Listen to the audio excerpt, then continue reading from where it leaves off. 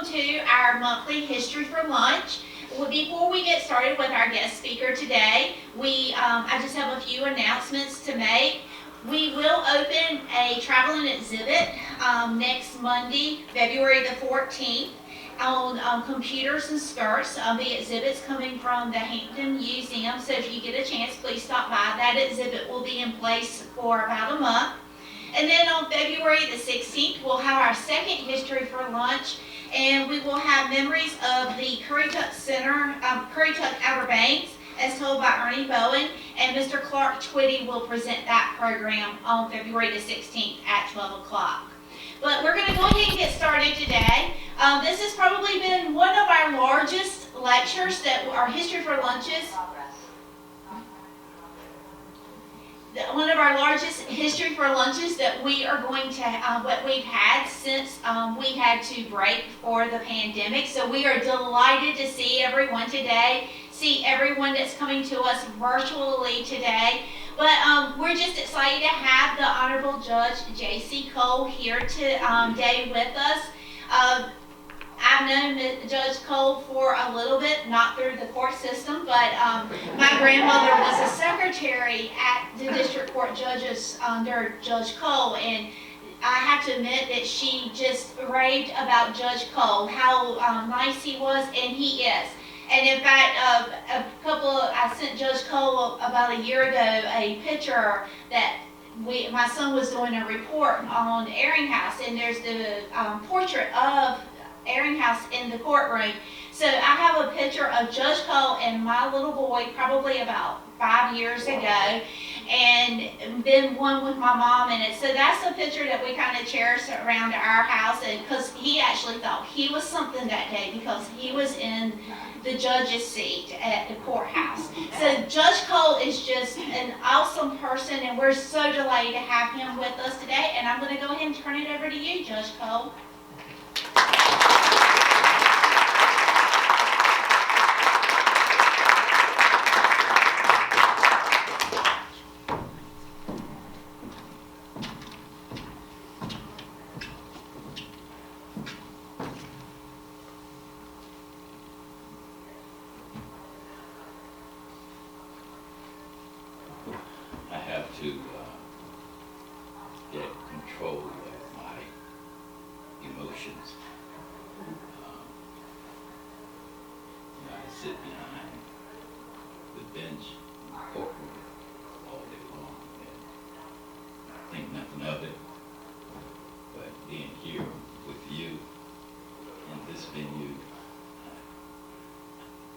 Very, very nervous. I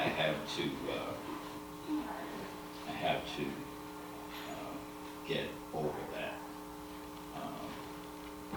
Going back to Miss Meade, her grandmother was one of our secretaries, and just sweet. And when I hold court in Pasquotank County, I would always go there and I had a break and sit down and talk with her. And just thoroughly enjoy her. The other secretary in there, I will talk about this later, but when we get out there, and then a little bit older, and I don't think, I have to say things when I think about them. But you never know where you're going to go and how you're going to get there in life. And it's my rabbit hunting buddy coming in. Bird's down here, Tracy. Thank you, sir. I was practicing law, and I'm going to go back to my family and all that, but I need to tell you this first. And I was practicing law, and the judge had rendered a decision that I was not happy about. And I felt the need to voice my opinion about it.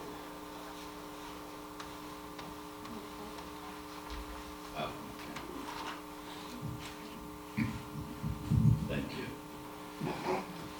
I felt the need to voice my opinion and let him know that I did not something that I would not let any attorney do with me. But I called the office and I got Miss Marie Corbett, whom I had known and got to know very well. And she said, Judge Cole, you don't want to talk to him now. Very, very kind and reassuring voice says, no, I gotta talk to him, I don't agree. You do not want to talk to him now. And after she told me the third time, I finally came to my senses and realized that she was right.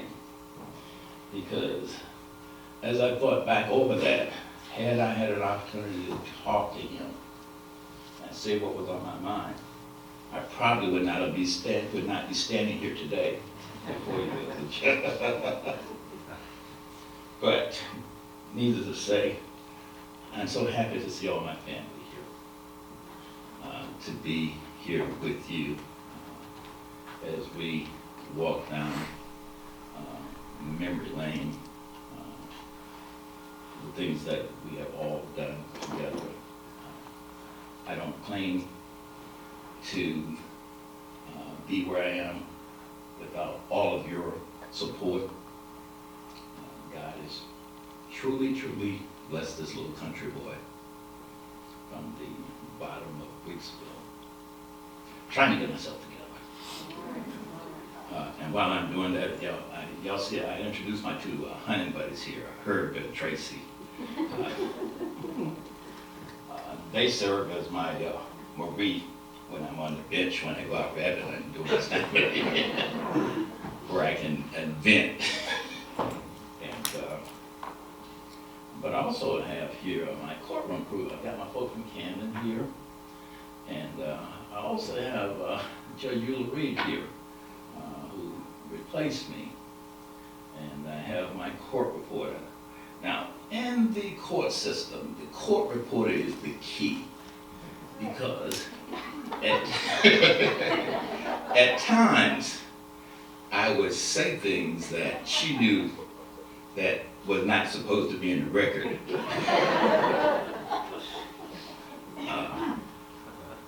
That training that I had gotten all those years would get away, and the court reporters will take care of that for you if you're nice too. I also have my favorite prosecutor here, Ms. Kim Collini, and have my other prosecutors and my other courtroom family. And I'm just so happy to see all of you, and Jan and Nava, my friends that we visit with. And I have my neighbors here, Steve and Sharon. We walk together and down the road, and we convene meetings and settle the problems of the world when I'm away from the bench. But anyway, I'm going to try not to be with you long.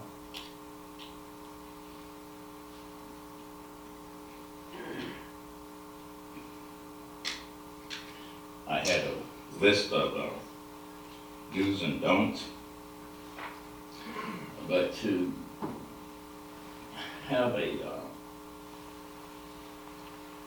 outline, let me read this poem to you. I love poems. That's how I like to read them, and it helps me gather myself. And this one is entitled Success, and there are key words in this poem that I will be addressing during the remainder of my presentation. The pathway to success lies not in believing in your dreams, seeing them not as far-off wishes, but as today's possibilities. It is being willing to take risks in order to grow, and being able to accept mistakes in order to learn. It's trusting your heart to know when to seek direction and when to follow your instinct, when to pursue, when to persist, and when to just be patient. The quality of success lies in sharing your vision, encouraging others, and setting an example, giving praise, advice, credit where it is due. It's never being too focused on your own goals. to lend a helping hand or offer a friendly smile to others. The true measure of success, ladies and gentlemen, lies not so much in what you have achieved, but in whether you have made a difference. Knowing you have touched the lives of others and have in some way made the world a little brighter and a little bit better. Success. And I stand here, grew up in the, at the bottom of Wicksville, Shadneck Road. And we gotta talk about going from Shadneck to Superior Court. And when I grew up down there, it was a dirt road, about 2 or 3 miles long. At that time, they had the old party line system. And the only telephone in the whole neighborhood was one that was owned by Miss Willis, who lived at the corner of the road. And the telephone company had installed it because she was blind. But to see her, you would never know that, the way she was able to get around and do. And speaking of Shadneck, I would be remiss. Got a couple of mothers that are still down there. Matter of fact, one of them called me the other day and told me that she wished she could be here. She's 90 years old, but she couldn't make it. Miss Leslie Poole, her son and I were best of friends through high school and still remain good friends. Miss Mildred Cooper and Miss Mary Sharp, Miss Mary Sweet Sharp. Those are the Wicksville mothers. And in addition to my mom, they looked after this little country boy. But my brother and his wife, Ernest, who was also my pastor and First Lady, is here with us today and helped me get settled down. He's the young, I'm the oldest of 6. And he's the youngest one. And he's the preacher. But when we get together with my nieces and my nephews and all those, I don't have patience to deal with mess. So he in turns becomes the elder person in the family. But I'm the oldest of 6. When I grew up, the house we grew up in, we had to pump water for cooking, cleaning, and bathing. We were poor, but we didn't know that. Our mom dropped out of school when she was in the 8th grade, my dad the 3rd grade. But they were sticklers for getting education. My dad didn't take, neither one of them really didn't take any mess. I'll tell you about some incidents with the family when I was growing up. But the one thing that I recall from an early age is that my mom would make us read books. We didn't have to go on vacations or do any things that families typically do in this day and time. But her saying was that if you read, you can explore. If you read, you can explore. And that's what we did. Summers were no fun. I hated summers because when you got out of school, you had to work on the farm. There's not a farm down in Wicksville that grew potatoes. Mr. Sheriff, good seeing you. That grew potatoes that I didn't work on, or cut cabbage, or go scrap corn, or all kinds of things. So I hated the summers. I hated that farm. And my parents didn't have problems with me going to school because I was not going to stay there. I wanted to be in school and get an education so that I can escape the farm. I escaped the farm, but not those values that came with it. Hard work, supporting your family, the other things.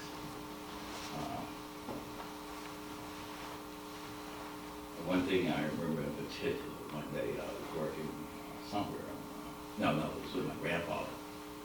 I stole his watch. took him to see the gold watch. He lived with us. Took him to school and sold it for $10. Of course, I told on myself. And my dad, when I got to my dad,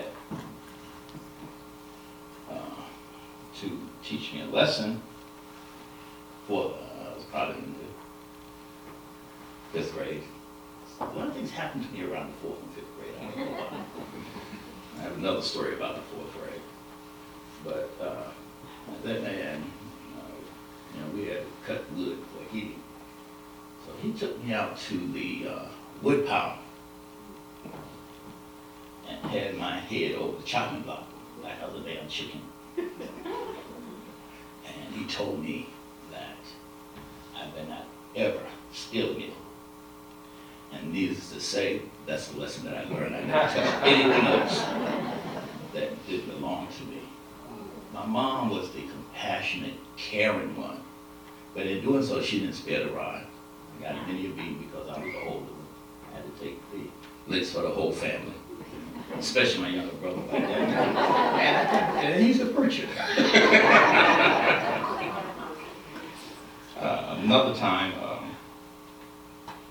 I got in a fight on the bus when I was in 4th grade. And the little boy beat the hell out of me. My sister, who was younger than I, beat him though. And she went home and told my mom. And my mom just beat me, never asked me, well, what happened, who started it, or any things that, kids and their parents like to do this day and time. I just got a good whipping. And when my dad came home from work, it started all over again. Nobody asked me, well, did he hit you first, or what happened? No. You were fighting. You are going to school to get an education. And that's what you must do. Anything else is not acceptable. And that's the type of household I grew up in. My dad would tell me, I don't care. He was a stickler for time. And he would tell me, I don't care if you're nothing but a ditch digger, but you're going to be the best damn ditch digger there is out there. He was like that. Back in those days, we went from the 1st grade through the 12th grade, we rode the buses. And from the 1st grade through the 8th grade, we went to what is now Pasquotank Elementary School out here. And the times have changed. Back then, it was all segregated. So we would ride the bus from the bottom of Weeksville to Pasquotank Elementary, riding past Weeksville School. And did the same thing for high school. And during that time, all the kids in the county went to school at P.W. Moore. The white kids in the county went to Elizabeth City High School and or Central School. But I had a very, very strong family, teachers. If I did something in school and the word got home, nobody asked me why. You were acting up. That's not your purpose. I'm talking to my daughter yesterday, and my little granddaughter, who's 6, she'll be 7 years old this month. When her mom went to pick her up from school, teacher told her that she was talking in class. So now, my daughter and I subscribe to very different rules as it pertains to kids. I don't have a problem with corporal punishment. My parents didn't have a problem with corporal punishment. But if somebody told my mom that I was taught, I was going to be, no questions were asked. But she went home and took the little girl home, my little friend, and talked to her about it and had her write sentences about not doing that. And yesterday morning, when she got up, she asked her what kind of day she was going to have. And the little child told her, Mommy, I think it's going to be 90% good and 10% not so good.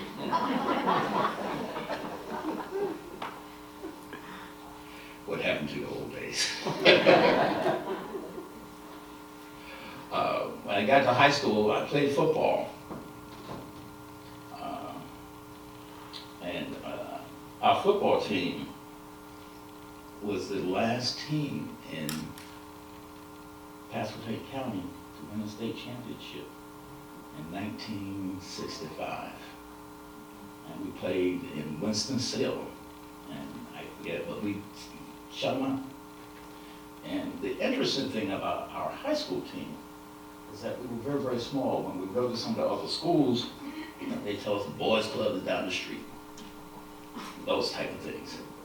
But we had 2 coaches. We had more than one, but we had coaches.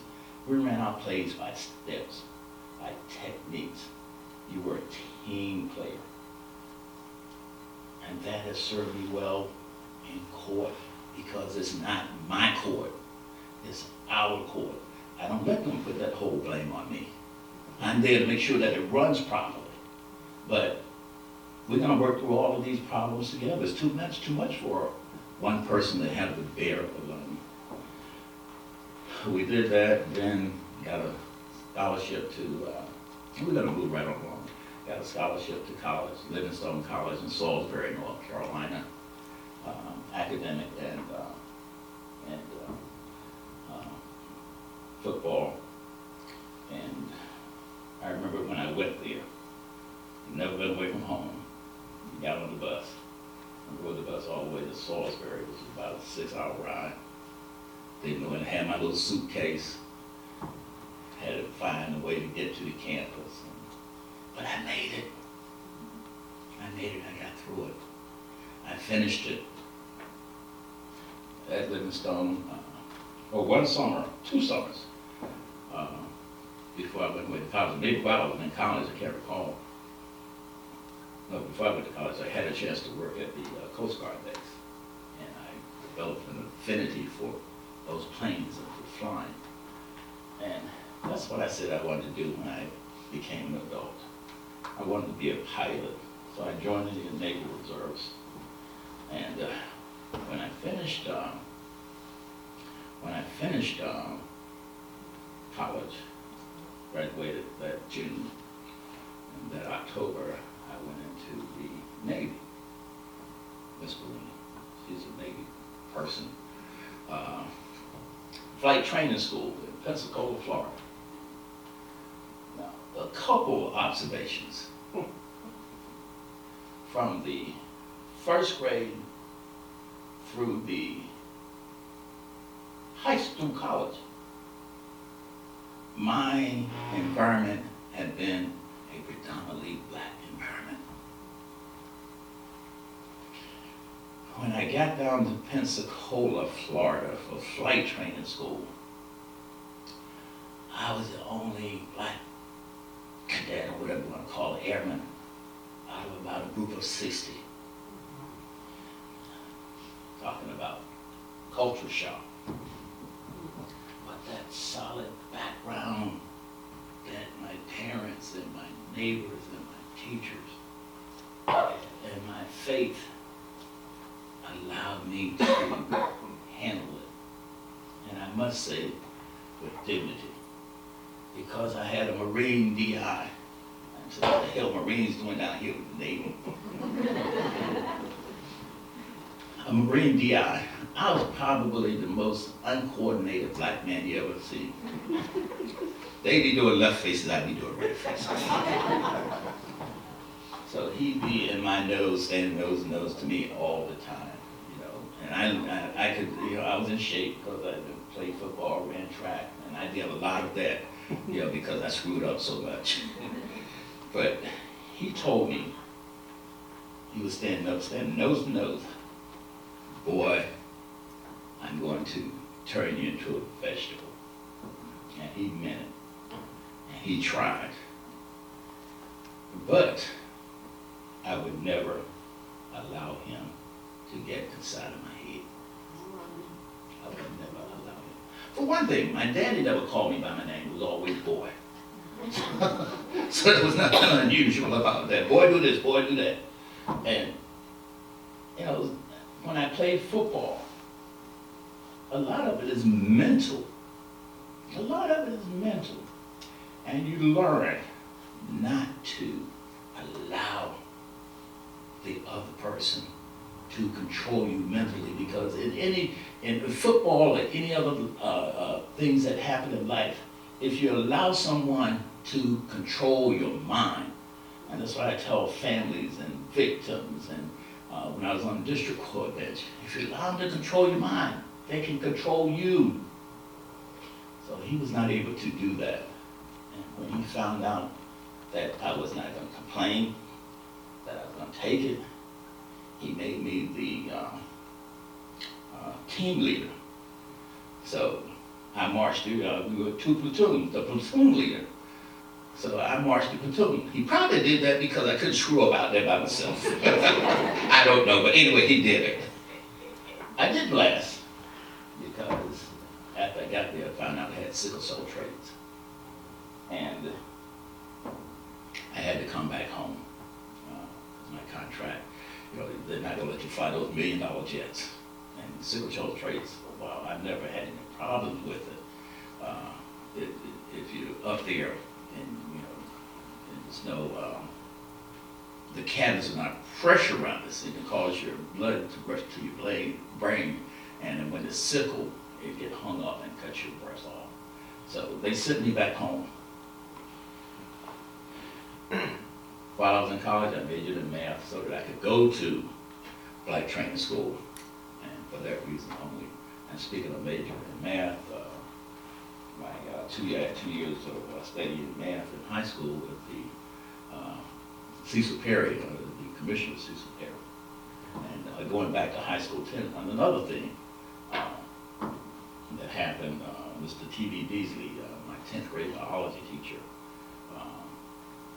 a little country boy, family's not educated, but you're there, you're doing the best you can, you're trying to learn. And what Mr. Beasley did one day, I don't know why he did it.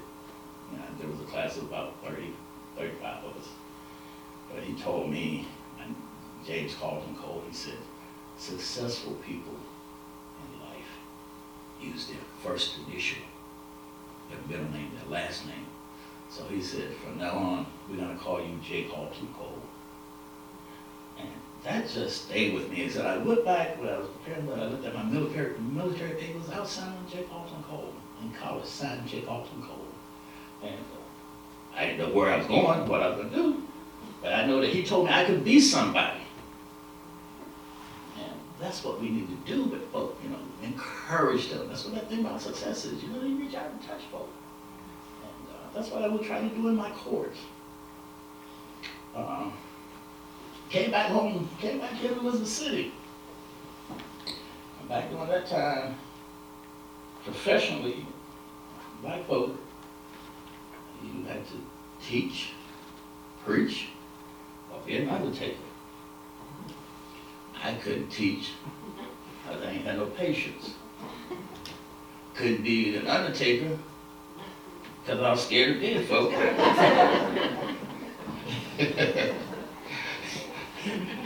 Mother Tracy and Herb, I couldn't preach because I wasn't living right. So I didn't stay home too long. This was in '71. So I moved to New York, lived there for 12 years. First couple of years I did off and on jobs, but while I was there, I ran into a guy that I knew from high school and told me that Cole, they are looking for postal inspectors. And postal inspectors are a federal agent. And I applied and I got the job. I don't know why, but again, it was the Lord looking out for me. Somebody was praying for this old country boy. And did that for 10 years. Enjoyed it. It is so, I just loved it. But it got to be a point that I got hired because my degree was in math to do auditing. And I started doing auditing that first year, and then something came up, and they needed a young black guy to go out on the street for an undercover assignment. And they called me in. My office was in Brooklyn. We work all over the city and anywhere that sets you. And I went in, and I did it, and we were successful. And that changed my career. I ended up I was the only guy in the agency that worked solo. You did partners, but you know, the stuff I did solo. I was the only agent that had a letter in my file giving me permission to wear a beard. This is way back in the days, you know. And I was looking for that. I haven't been able to find it. Kim, if you can use your powers to get it for me. But I enjoyed that. But at some point, and back when that time, my wife was a federal prosecutor, I was a federal agent, and two daughters. Just thought about that, two daughters. And both of them are attorneys. They live in the, I was telling you about the mom and the daughter, they live in the DC area, the other one lives in Alexandria. And those young ladies, as parents, would not tell them what they, because I was an attorney, I didn't tell them you gotta be an attorney. The only thing that I would tell them is that you gotta get good grades in school.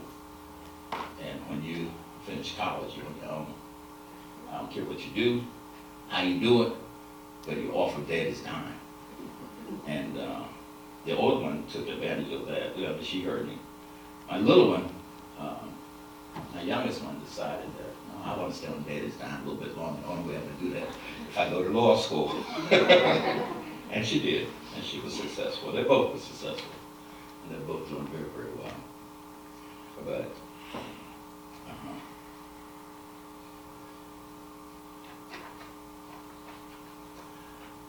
doing that work, we did it for 10 years, and I had a chance to work all over, up and down the East Coast doing other stuff. One of my last ones before I left was an undercover assignment down in Dallas, Texas.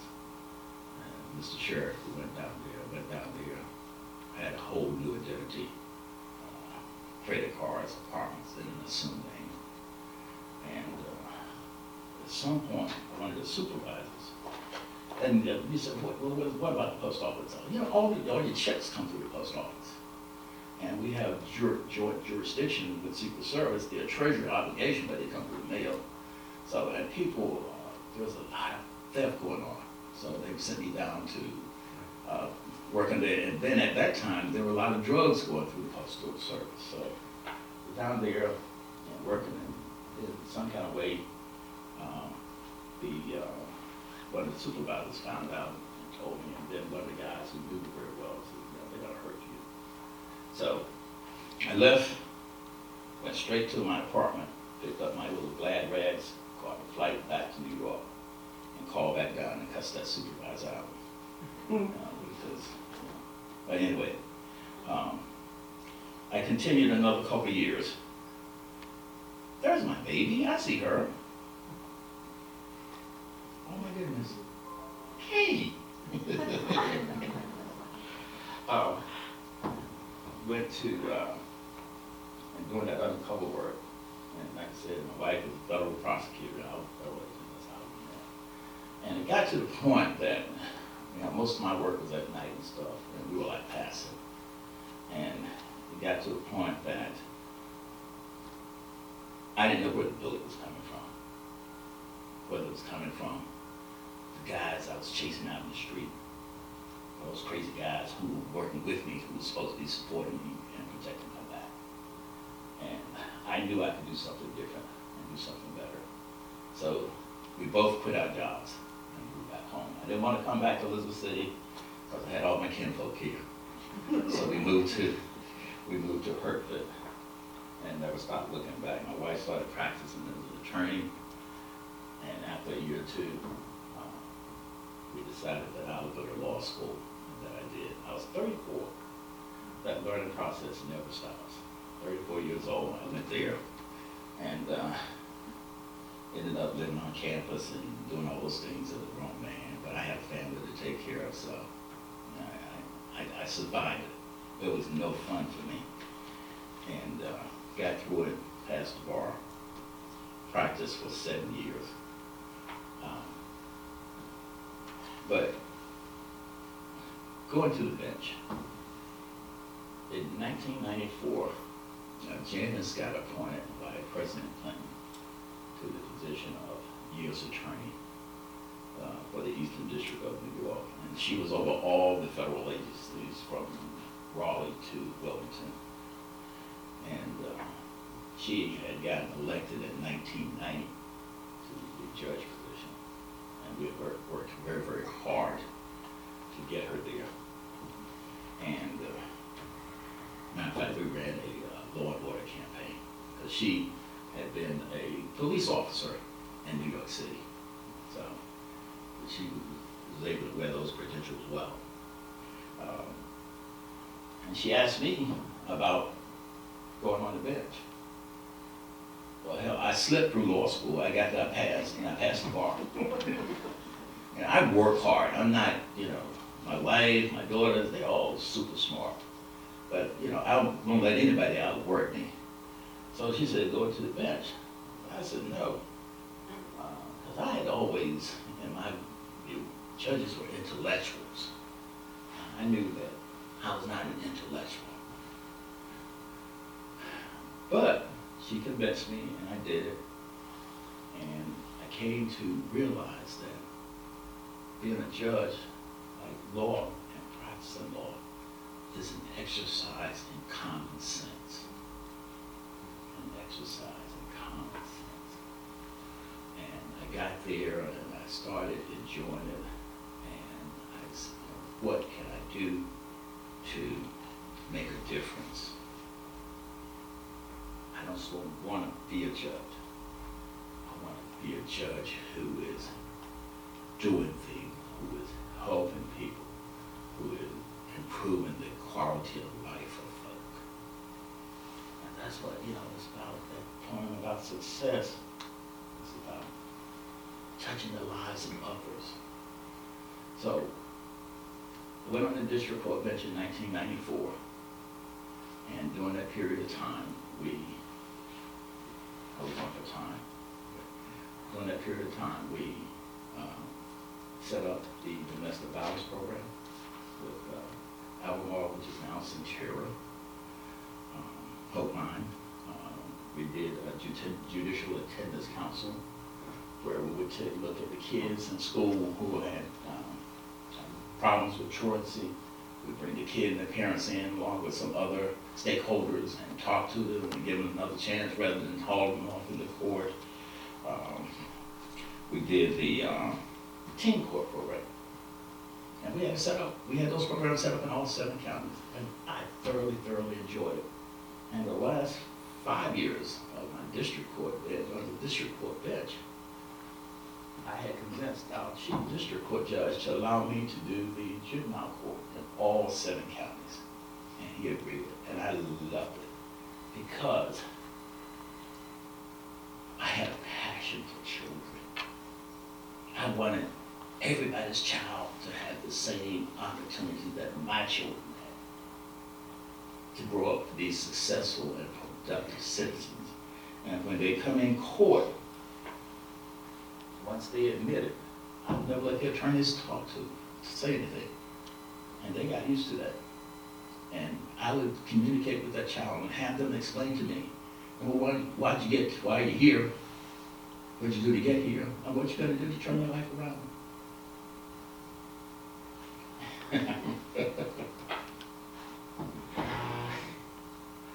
We record you cried many a day with those kids, and I'm looking over there and she's crying, and I'm trying to get to the kids. And but I enjoyed that social service court and social service and juvenile courts and child support, because the women knew that I was going to get that money for them. These daddies that didn't want to pay that child support, they were going to pay it in my court. So I enjoyed that. And then, again, and talking about the bench, there's some judges that I need to mention. At the district court level, I mentioned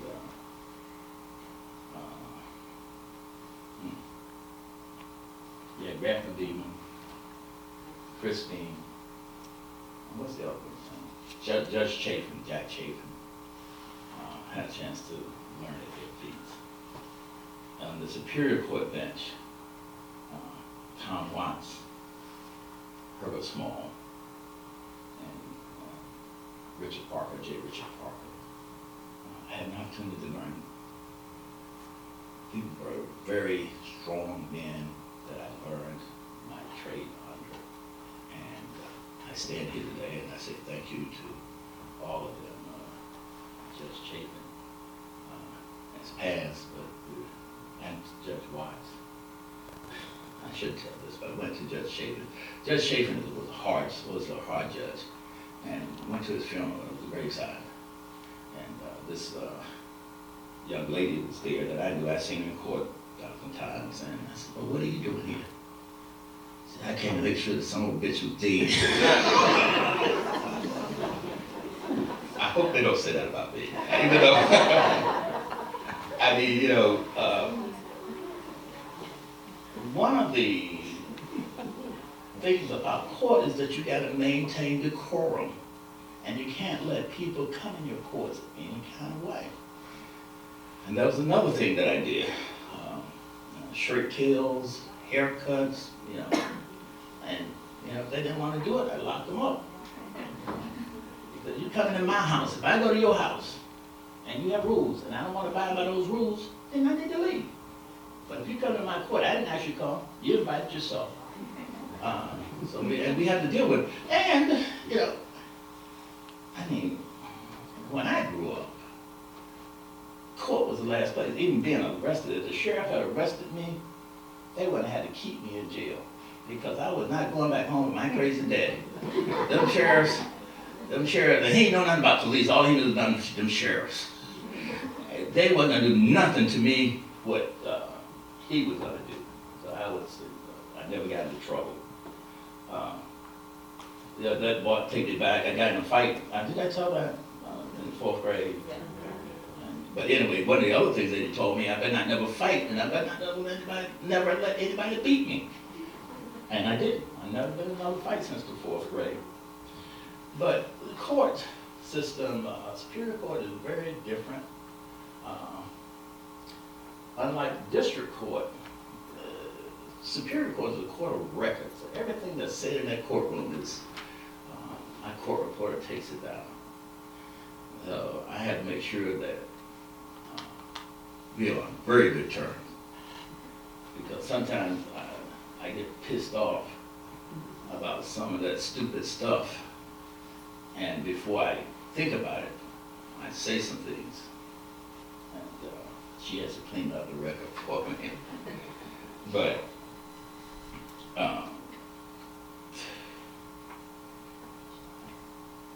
Superior Court,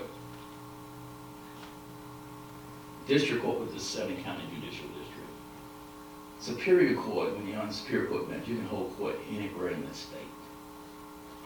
And they have it broken down in divisions, and our division went from there on this end all the way over to Halifax and Rocky Mount on that end. Even though I've been as far west in the state to hold court as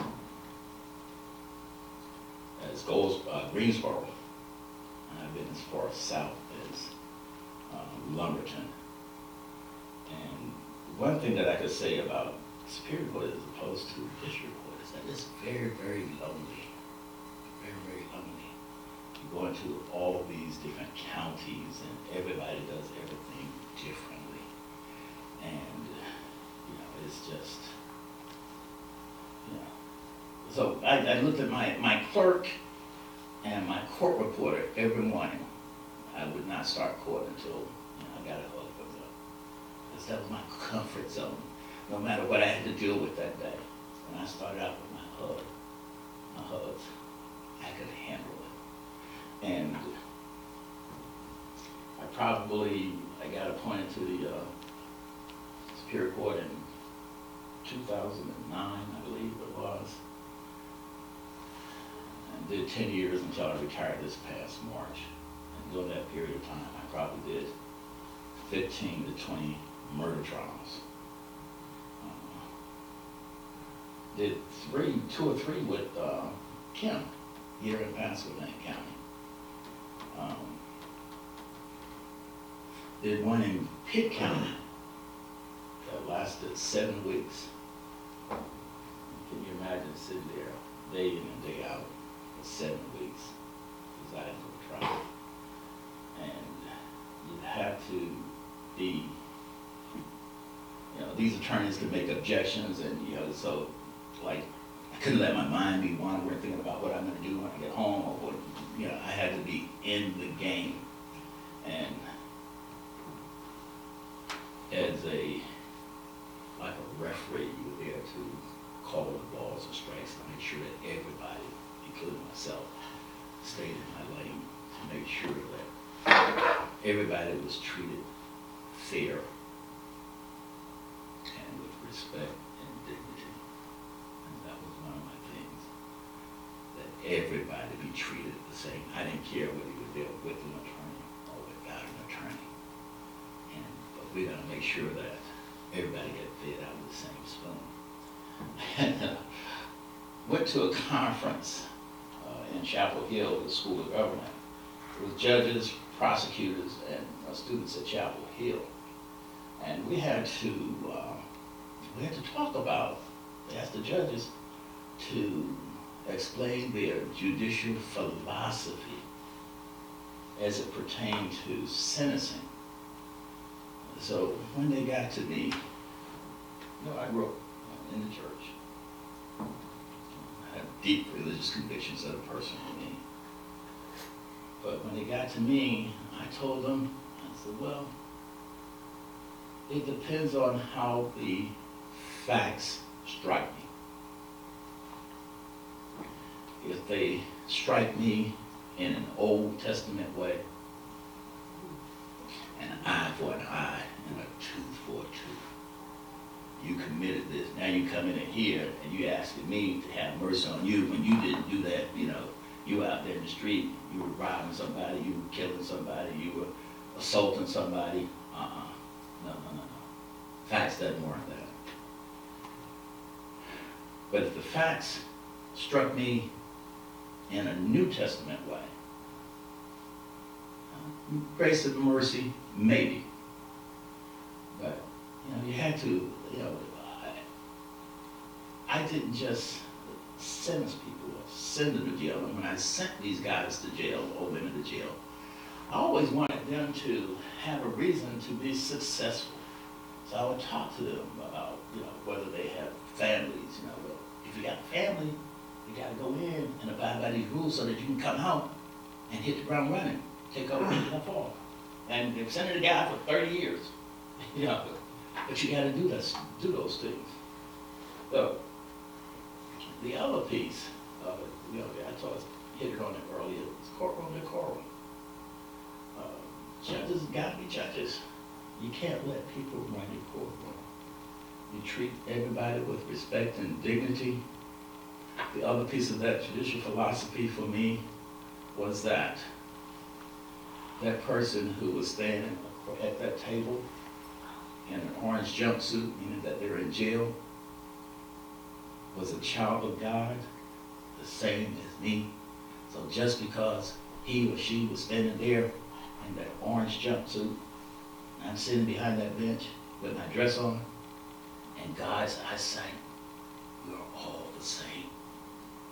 So just because he was there or she was there, did not give me the right to disrespect them.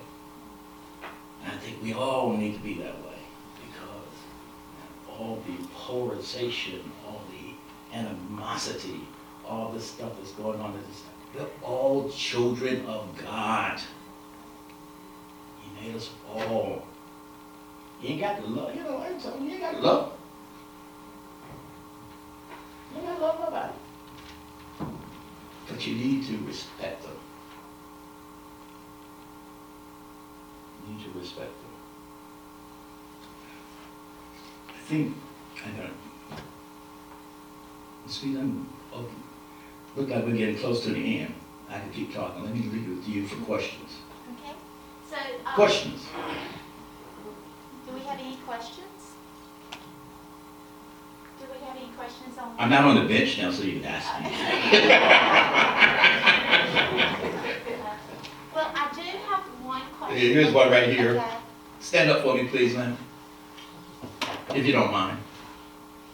How did you see the courtroom change while you were serving in the court system? Wow. You know, the days with those judges that I mentioned previously,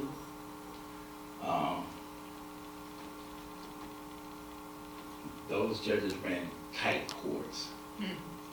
And it was my generation of judges that we kind of let them get away, the attorneys, and I'm dealing primarily with the attorneys. They have their cell phones or reading newspapers. Some of them old judges that I came up through, we wouldn't dare do that. You had judges that would, and I had it happen to me, hand you your head on a silver platter in front of God, country, and anybody else. And I promised myself when I went to the bench that I would never do that, and I didn't. You know, the person, or they're there trying to earn their money, trying to represent their clients, and you don't. There's no need to embarrass them. I would take them in chambers. I might take them back in chambers and cuss them out. But when we came back out, you know, they act like nothing happened. And you know, once I said what was on my mind, I was through with it. They didn't have to worry about European and what I was going to be holding the judge. Well, thank you. Any other questions? So do you mind if I ask one of the questions that I said something to you? You're the boss. Okay. So I did receive a couple of questions from visitors, and one of the questions I had, and this is the main one they wanted me to ask you, if you close your eyes a few moments and envision yourself as a little boy, 7 to 9, describe any thoughts about your future self and what you would now tell your young boy, or your young daughter, or your granddaughter. You need to listen to that teacher. You know, I think folk are under the misconception that the schools and the courts are there to raise their kids. They're not. They're to assist them. You know, you're the one responsible for teaching your kids good manners, good behavior, respect, how to conduct themselves. And if it's coming to me and I have to do it, you might not like it the way I do it. So, but I would tell, like I said, my mom told me, she made us read. I had to read everything. And I remember one of my favorite books back then was about the FBI. And I don't know how and why the Lord does things the way he does, but, and I went back and I looked at my high school yearbook, and when you talk about what type of career, and I said insurance investigator. So I didn't miss the mark too much. But I would tell them, you know, read and dream. And, you know, you can't go wrong. Yes, ma'am. So they did have another question. What do you like to do for fun? Well, I like to hunt. And I like to fish. And I like to hunt and fish.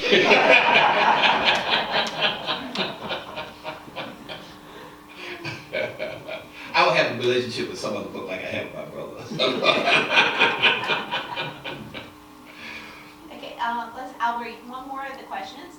What object do you have in your possession that reminds you of your journey? Food.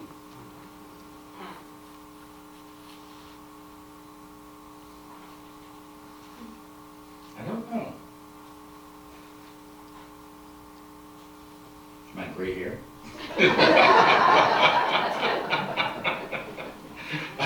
And my gray beard. I it's a part of me, but I remember the days when they were like this. And very interesting. Yeah. And then apparently you are a Boy Scout. Yes, ma'am.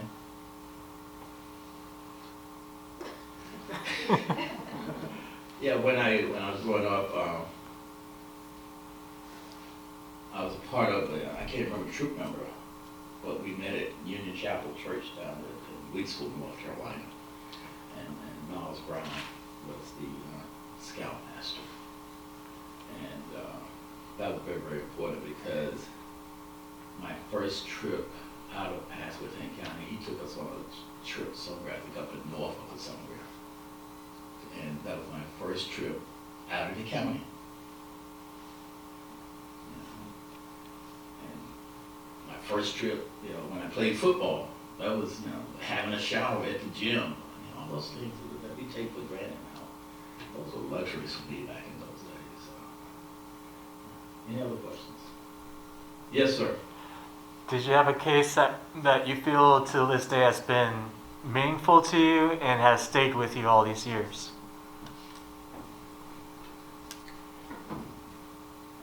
Yeah, a couple of my murder cases.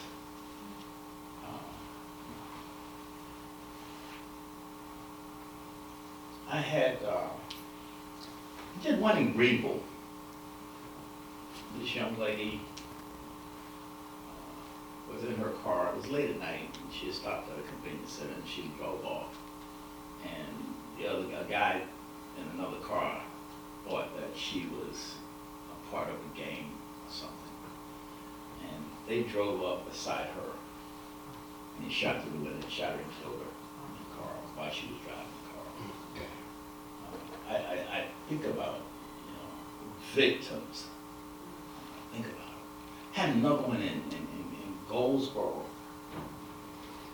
This guy was a drug dealer, but he had a cousin. His mom had just died, and he had a cousin who lived in the trailer park next to him, and she had cooked dinner for him and had taken it over her house, his house. And they were sitting at the table eating. And this guy came and robbed him and shot through the house with a high-powered rifle, hitting her in the head. Generally, I don't, unless children are involved, I don't take those. But those type of cases, those senseless cases, this young lady who had nothing to do with nothing, losing her life just because she was in the wrong place at the wrong time.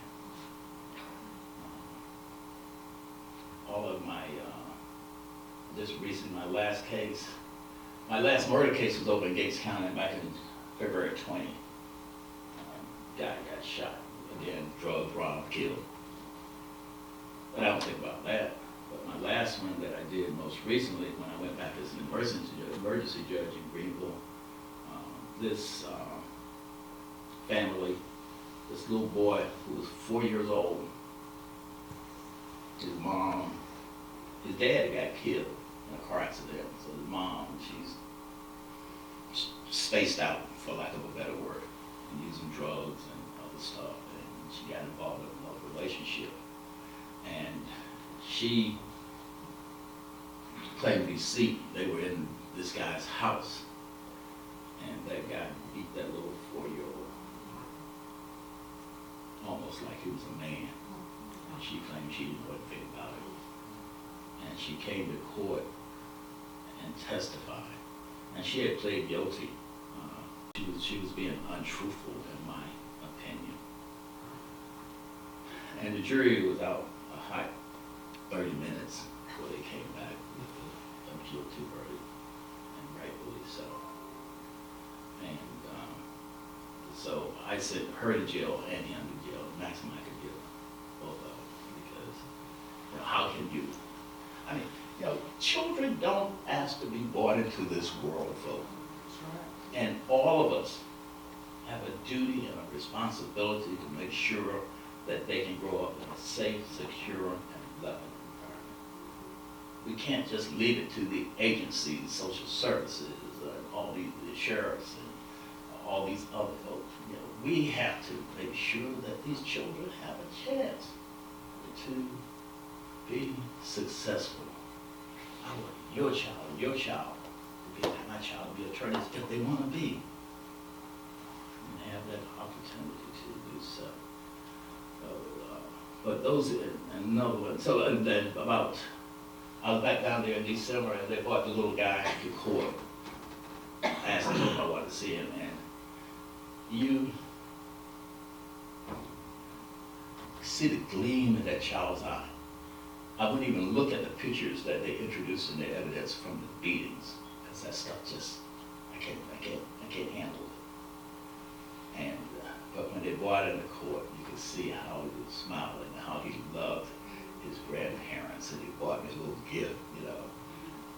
Judge, I love you. Those things. Those are the things that stay with you. Those kids, in a positive way. Anybody else? Yes, ma'am. A question in Zoom.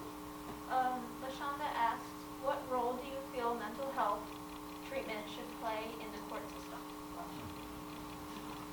That's a good question.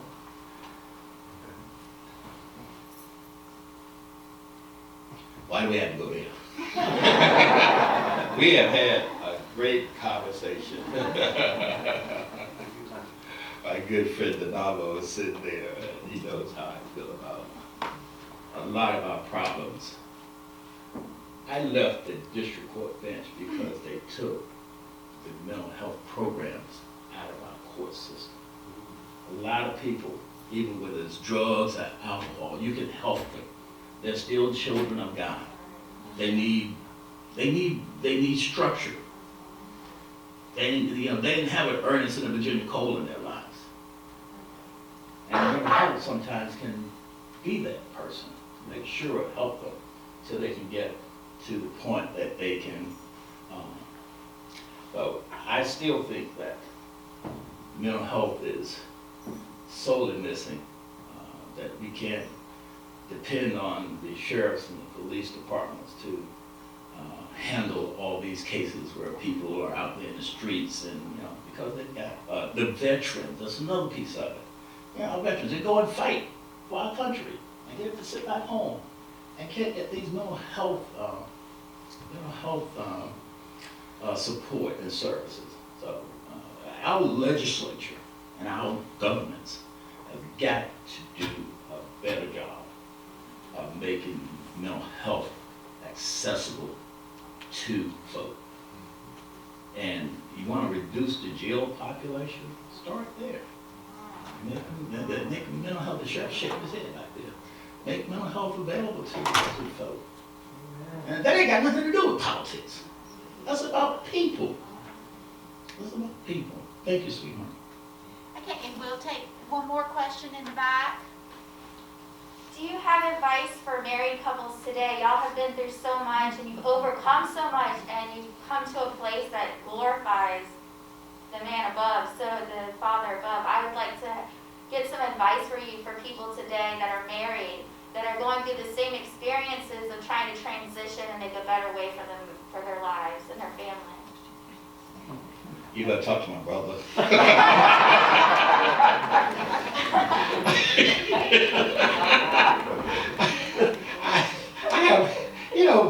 I tell you this, I have shortcomings myself.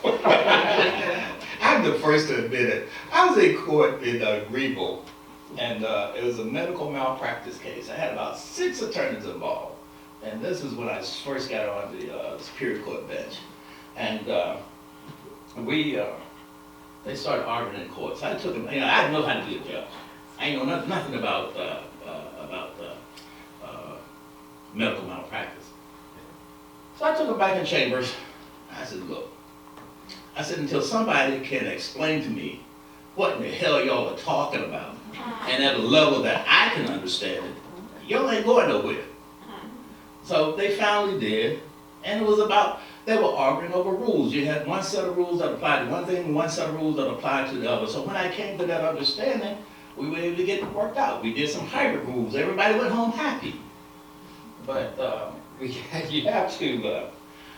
to be willing to compromise. Today, people are very, very uncompromising. There ain't no right and wrong all the time. And I certainly don't profess to be. I'm sorry about that, but and let me bitch a little bit if you don't mind. When you talk to your legislators, tell them about our juries. They want us to come in. When they come in the court, they get paid $25 a day. $12 a day for the first day and $25, and they expect us to tell them that you are the most important persons in this county. And they, most of them don't want to be there because they're losing money, y'all not gonna pay them. But so they need to increase those pays, increase the pay, and for our public school teachers. So, thank you all so much. We do have one more question that we definitely want to take, so I'll let you read it, Lauren. From your granddaughter in the Zoom chat, what kind of things do you grow in your garden?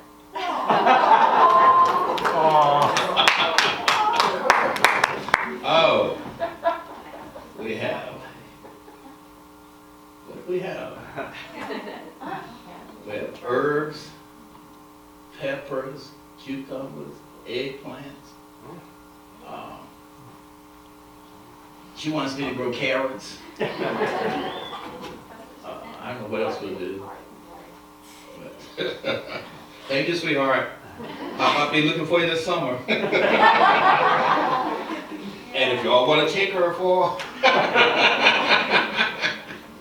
Thank y'all. Y'all are family. And I love you dearly, all of you, and the Zoom audience. Thank y'all. I see my buddy, Rudolph White, play football. And let me give a shout out to class of 71. They was a very, very, my class is a very, very close-knit class. And they were very, very important and helpful in shaping me, and molding me, and helping me get to where, this is J.C. Cole. Not Judge Cole. This is J.C. Cole, who just happens to be a judge. The good Lord has blessed me. I've done some crazy stuff. Probably shouldn't be here. But I'm here. And I thank the Lord, and I thank each and every one of you for being a part of it. Thank you all so much.